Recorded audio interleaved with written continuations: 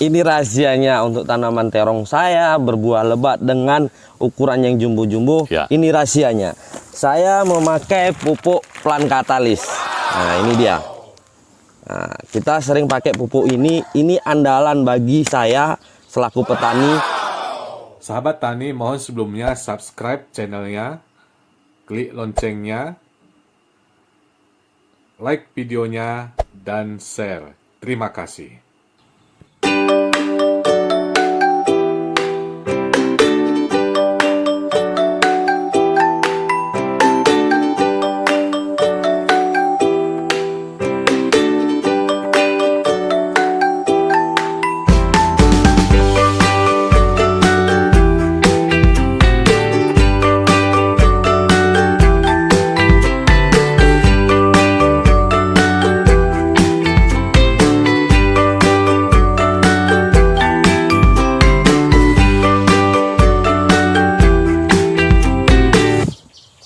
Ya, halo sahabat tani. Hari ini saya sedang berada di sebuah lahan tanaman terong ungu milik saudara Saprijal. Ya, di belakang saya itu sedang panen.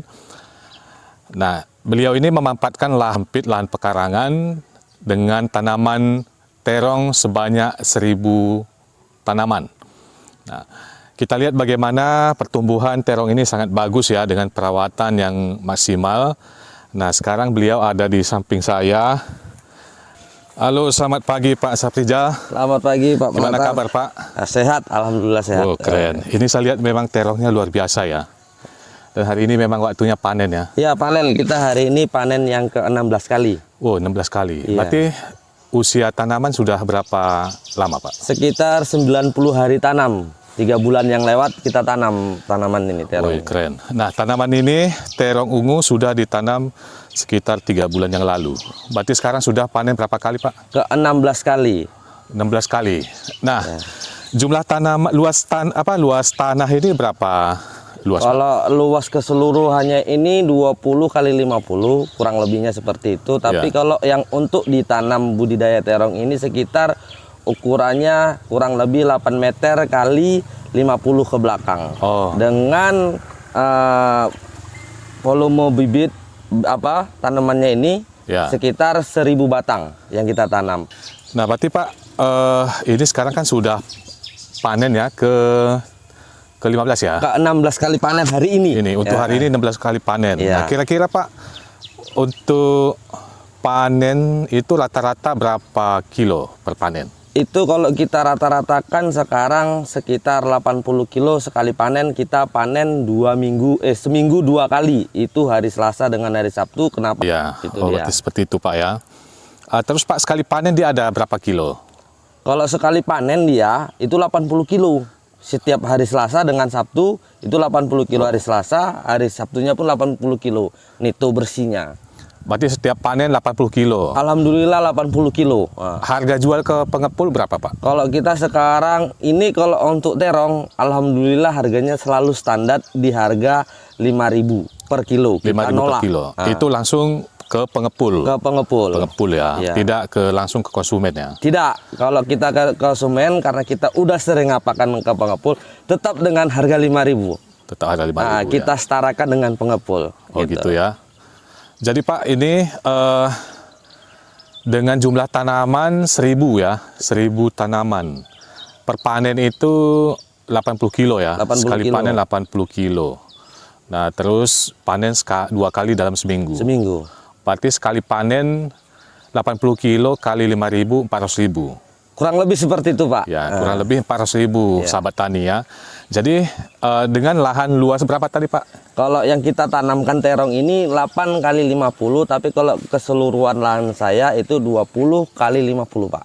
8 kali 30 ya, khusus terong ya? 8 kali 50 Pak. 8 kali 50.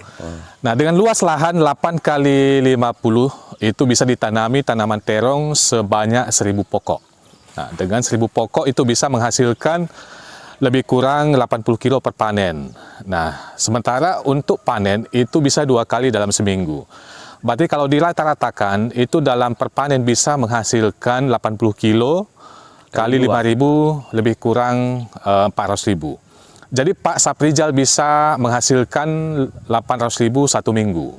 800.000 dikalikan dengan 4 minggu dalam 1 bulan, lebih kurang 3.400.000 ya. 3.400.000 kita. Dan jarak dari lahan ini ke rumah hanya beberapa meter. Jadi ini bisa dikatakan ini adalah lahan pekarangan. Nah, jadi bagaimana supaya kita bisa menghasilkan penghasilan tambahan, manfaatkanlah lahan pekarangan kita semaksimal mungkin. Nah, salah satu rekomendasi adalah budidaya tanaman terong. Nah, ternyata selain tanaman terong, Pak Saprijal juga ada budidaya ini ya. Tanaman kangkung kita, Ya, tanaman kangkung, bayam dengan ubi kayu. Dan dengan luas yang sama ya dengan terong ini ya. Ya. Sekitar 8 kali 50 ya. Iya. 8 kali 50 meter. Nah, jadi di samping ini ada ya beberapa bedengan juga dibuat untuk menanam sayur-sayuran. Nah, jadi setiap hari bisa panen dan menghasilkan cuan ya untuk kebutuhan rumah tangga ataupun kebutuhan yang lainnya. Ya. Terus Pak, ini yang paling penting. Nah, Apa itu Pak yang harus kita apakan? ini kan Pak, dalam budidaya tanaman ini kan dibutuhkan perawatan. Iya Pak, betul. Nah, seperti pemupukan. Nah, ini yang paling penting, pemupukan, terus pencegahan hama penyakit. Tapi satu poin yang paling penting saya ketahui Pak, atau ingin saya sampaikan juga, diketahui oleh sahabat tani, kira-kira pupuk apa yang digunakan sehingga kelihatannya ini tanamannya sangat segar dan buahnya bagus-bagus ya, Iya. besar seperti ini. Boleh dibagi Pak, pupuk apa yang selama ini digunakan? Oke, untuk sahabat tani dimanapun Anda berada, kita berbudaya dalam terong ini, tanaman terong ini, kita memakai pupuk kompos dari limbah sawit. Ya, Itu untuk dasarnya. ya, Dasarnya kita memakai pupuk kompos dari limbah sawit yang disebut dengan solid. oh solid ya. Solid itu dia. Baru untuk perangsang Tunggu bunga. Pak, ini solid bisa didapatkan dari mana? Dari PKS, pabrik kelapa sawit. Pabrik kelapa sawit. Iya. Nah, itu kan kompos ya? Kompos. Nah, apakah dalam budidaya ini Bapak hanya menggunakan pupuk kompos atau ada pupuk lain seperti NPK atau pupuk yang biasa digunakan? Kalau kita tetap pakai, ada tambahan dari kimia, yaitu pakai NPK dengan pupuk. Ada yang lebih spesial lagi yang kita pakai untuk perangsang bunganya. Oke, ini rahasianya untuk tanaman terong saya berbuah lebat dengan ukuran yang jumbo-jumbo. Ya. Ini rahasianya. Saya memakai pupuk Plant Catalyst. Nah, ini dia. Nah, kita sering pakai pupuk ini. Ini andalan bagi saya selaku petani pengguna pupuk Plant Catalyst. Ya.